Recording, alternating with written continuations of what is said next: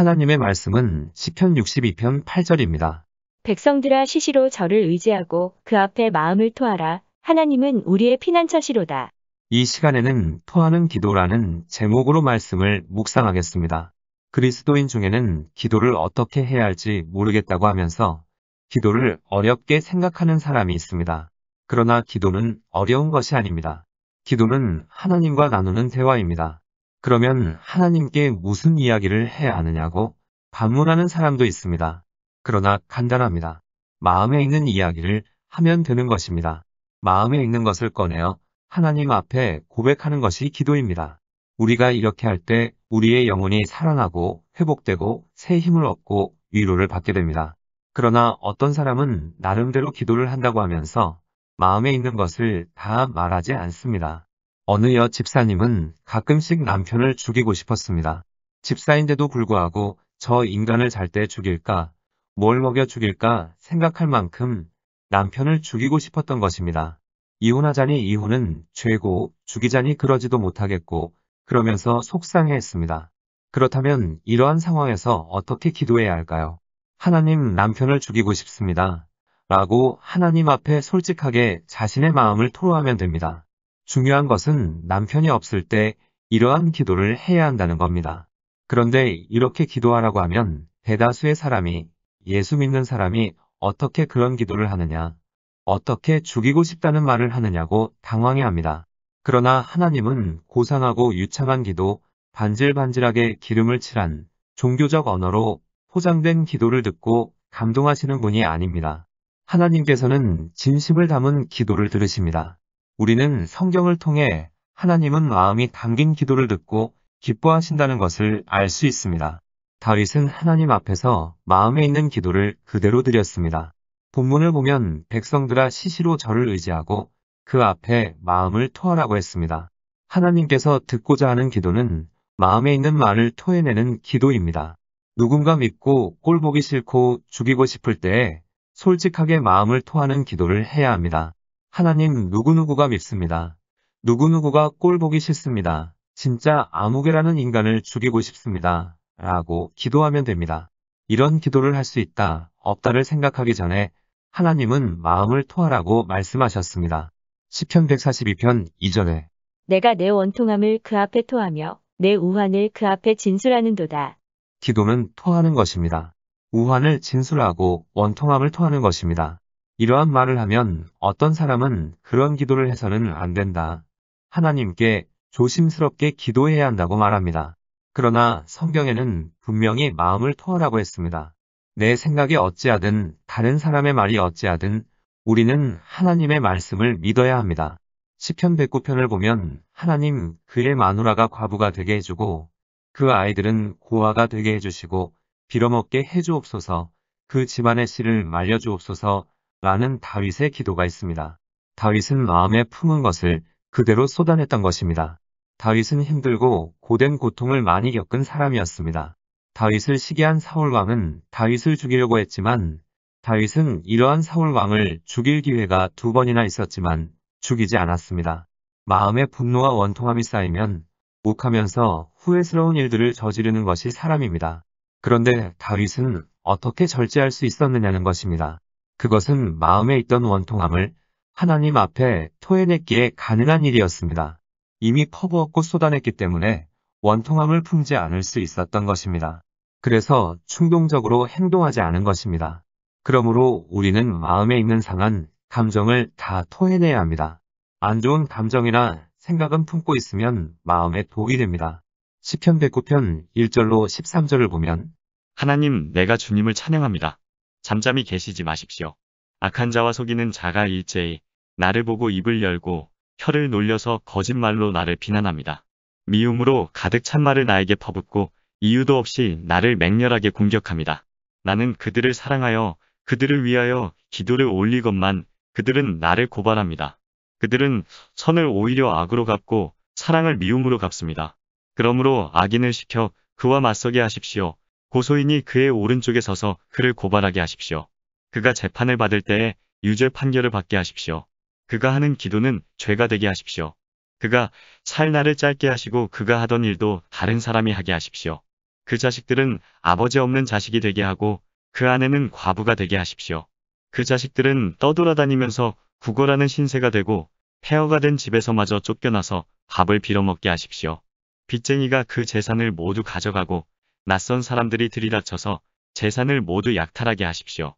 그에게 사랑을 베풀 사람이 없게 하시고 그 고아들에게 은혜를 베풀어줄 자도 없게 하십시오. 자손도 끊어지고 후대에 이르러 그들의 이름까지도 지워지게 하십시오. 이것이 다윗의 기도입니다. 시편 109편뿐만 아닙니다.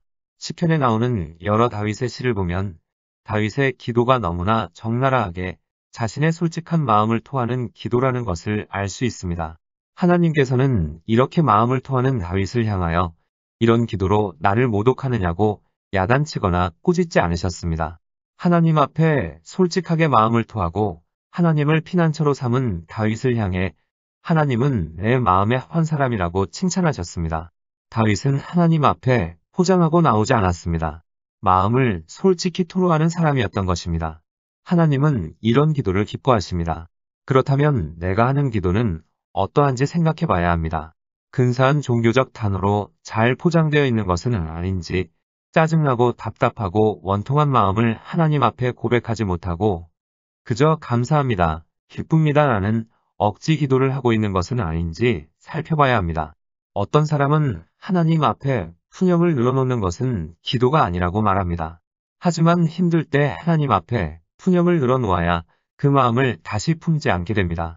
물론 우리가 하나님 앞에서 감사합니다, 기뻐하기 원합니다라고 아뢰며 의지적으로 싸울 때가 있습니다. 그러나 이것이 전부가 되어서는 안 됩니다. 이것이 전부라면 마음에 자리 잡은 응어리나 원통함이 뿌리를 내리고 결국에는 마음에 병이 들게 됩니다. 우리의 마음이 힘들고 답답할 때, 외롭고 슬플 때 우리 마음 가운데 있는 것을 솔직하게 토하는 기도를 드려야 합니다. 그럴 때 마음속에서 응어리나 원통함이 터져 나오므로 응어리나 원통함이 마음속에 자리 잡지 않는 것입니다. 우리가 하나님 앞에 이런 마음을 가지고 나오면 하나님께서 위로하시고 씻겨주시고 우리의 마음을 새롭게 채워주시고 어루만져 주십니다. 그러므로 우리는 모든 생각을 기도로 승화시켜야 합니다. 마음이 치르는 일들을 그때그때 하나님 앞에 아뢰면 마음이 응어리지지 않습니다. 마음속에 분노나 슬픔이나 좌절이 차오르지 않습니다. 너무 오랫동안 응어리진 것을 토하다 보면 욕이나 상스러운 소리가 나올 때도 있습니다. 바람직한 것은 아니지만 이러한 고백이 필요한 사람도 더러 있습니다. 그러나 습관이 되어서는 안 됩니다. 솔직하게 마음을 토하는 기도는 성경적이고 중요하지만 욕이나 상스러운 소리로 기도하는 것은 바람직하지 않습니다. 욕을 제외하고도 마음을 토하고 응어리를 풀 수 있습니다. 그러므로 방법을 평가하지 않은 채 무조건 결과가 좋다고 해서 행할 수는 없는 것입니다. 하나님의 백성은 방법과 과정도 신중히 평가하고 선택해야 합니다. 어떤 내적 치유 집회나 세미나에서는 방석을 몽둥이로 내려치면서 미웠던 사람들, 상처 주었던 사람들을 마구 욕하라고 합니다. 방석을 때릴 때는 상처 준 사람을 때린다고 생각하라고 합니다. 그러나 이런 방법은 하나님이 기뻐하시는 방법이 아닙니다. 믿지 않는 사람들처럼 욕을 내뱉거나 방석을 내리칠 필요가 없습니다. 그러므로 우리는 무엇을 듣거나 배울 때 진리이신 하나님의 말씀과 비교하며 상고해 보아야 합니다. 한 여성은 강간당했던 아픔과 두려움, 억울함을 마음에 꼭꼭 담아놓고 살아가고 있었습니다. 이 여인이 토하는 기도를 시작하자 그동안 꼭꼭 담아두었던 것이 무섭게 터지기 시작했습니다. 하나님 그때 뭐 하셨습니까? 왜 나를 보호해주지 않으셨습니까? 왜 내가 전혀 모르는 남자에게 순결을 빼앗겨야 했습니까? 하나님 저는 너무나 억울하고 너무나 아프고 무서웠습니다. 그런데 하나님은 도대체 뭐 하고 계셨습니까? 이 여성은 흥분하여 주먹을 휘두르면서 마치 그 사건, 그 상황으로 돌아간 것 같았습니다. 그리고 더러운 놈아, 내 몸에 손대지 말라며 계속 소리쳤습니다. 위협적으로 주먹을 휘두르더니 더러운 놈아, 저리 가라고 하면서 침을 뱉기도 했습니다. 이렇게 40분이나 그간에 품었던 분노, 원통함, 억울함을 쏟아냈습니다. 놀라운 것은 그러고 난 뒤 기도가 바뀌기 시작한 것입니다. 하나님 그 남자가 지금 어디에서 무얼 하는지 모르지만 그 사람이 예수님을 모른다면 예수님 믿게 해주옵소서. 그 남자를 예수님의 이름으로 용서합니다. 조금 전까지만 해도 주먹을 휘두르고 침 뱉고 얼굴을 일그러뜨리며 기도했던 사람이 얼굴이 환해졌습니다. 마음을 짓누르던 돌덩이를 하나님 앞에 토하고 나니 얼굴이 달라지고 눈빛이 달라지고 걸음걸이가 달라진 것입니다. 그럼에도 불구하고 토하는 기도에 또 다른 의문을 품는 사람이 있습니다. 그것은 하나님 앞에서 다른 사람을 저주하고 죽이고 싶다는 기도를 했다가 그 기도가 응답되면 어떻게 하느냐는 것입니다. 또 그런 식으로 기도했다가 그 기도가 그 사람한테 가지 않고 자신한테 돌아오면 어떻게 하느냐는 것입니다. 그러나 이것은 하나님에 대한 깨달음이 없기 때문에 하는 생각입니다. 하나님은 우리가 내뱉는 기도를 들으시고 합당하고 선하고 지혜롭게 역사하시는 분입니다. 하나님은 우리에게 마음을 토하라고 명령하셨습니다. 하나님 앞에 마음을 토하면 첫째, 마음이 깨끗해집니다. 하나님은 우리가 깨끗한 심령, 깨끗한 마음이 되기 원하십니다. 깨끗한 마음을 가지려면 우리 안에 상한 감정, 미움, 증오, 분노, 짜증을 품지 않아야 합니다. 그런데 기도로 마음을 토하면 하나님 앞에서 우리 안에 있던 상한 감정, 미움, 증오, 분노, 짜증이 나오기 시작합니다. 그러면 우리의 심령이 깨끗해집니다. 우리는 기도할 때 큰 일꾼이나 큰 종이 되게 해달라고 기도합니다. 그러나 큰 것보다 중요한 것이 있는데 그것은 깨끗한 것입니다. 큰 일꾼보다 중요한 것은 깨끗한 일꾼입니다. 큰 그릇보다 중요한 것은 깨끗한 그릇입니다.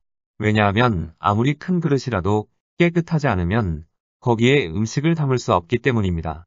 아무리 비싼 그릇이라도 깨끗하지 않으면 사용할 수 없습니다. 그릇이 크더라도 더러우면 그 그릇에 하나님의 귀한 복을 담기 어려운 것입니다. 우리가 하나님 앞에 깨끗해질 수 있는 방법은 마음에 있는 것을 그대로 하나님께 고백하는 것입니다. 말 그대로 토하는 것입니다. 하나님 앞에 마음을 토하면 둘째, 하나님과 친밀해집니다.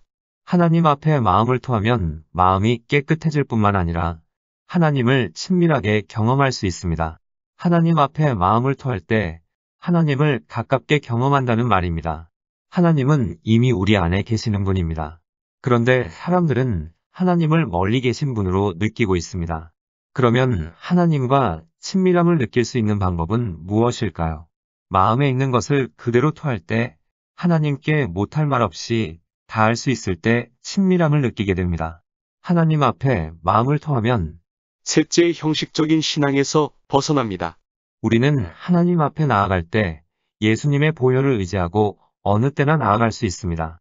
그래서 차에서도 기도할 수 있고 설거지하면서 기도할 수 있고 누워서 기도할 수 있고 샤워하면서 기도할 수 있고 산책하면서 기도할 수 있습니다. 종교의 형식을 벗을 수 있는 것입니다. 하나님 앞에 나아갈 때는 믿음으로 은혜로 나아가는 것입니다. 하나님 앞에 마음을 토하면 넷째, 용서하게 됩니다. 하나님 앞에 나아가 솔직하게 마음을 토하면 하나님께서 용서할 수 있는 힘을 주십니다. 용서의 결단을 내렸는데 누군가가 계속해서 미흡다면 그것은 끝이 아니라 시작입니다. 하나님 앞에 계속 마음을 토하고 미운 사람에 대한 응어리를 계속 고백하고 그리고 지속적으로 용서의 결단을 내려야 합니다. 용서는 결단입니다. 지속적으로 마음을 토하고 계속해서 용서의 결단을 내리면 언젠가는 마음에서 우러나오는 용서를 할 수 있는 날이 옵니다. 하루아침에 되지 않습니다.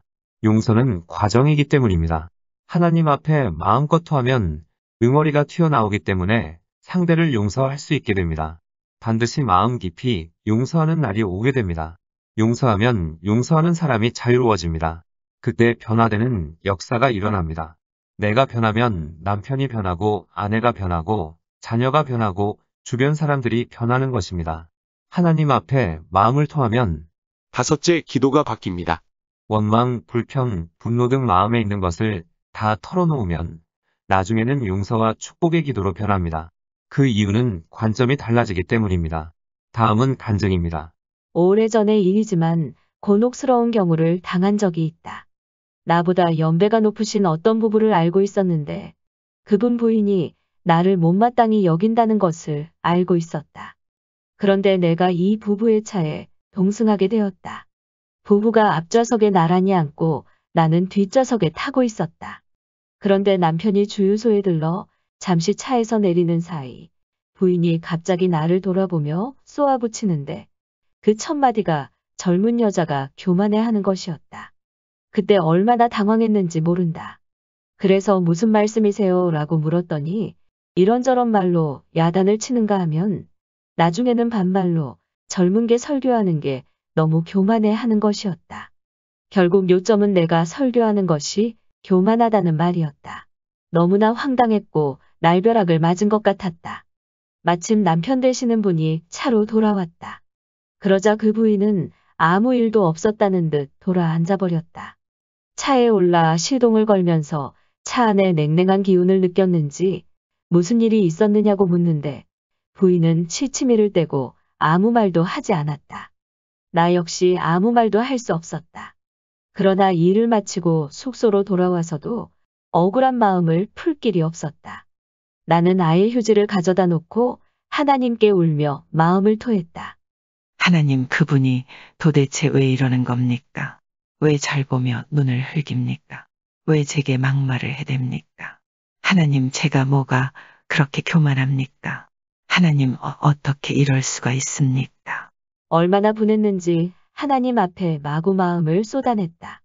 한 30여 분 그렇게 기도하고 나자 기도가 바뀌기 시작했다. 내 입에서 나오는 기도를 듣고 내가 놀랬다. 하나님, 나는 욕먹을 게 많은 죄인입니다.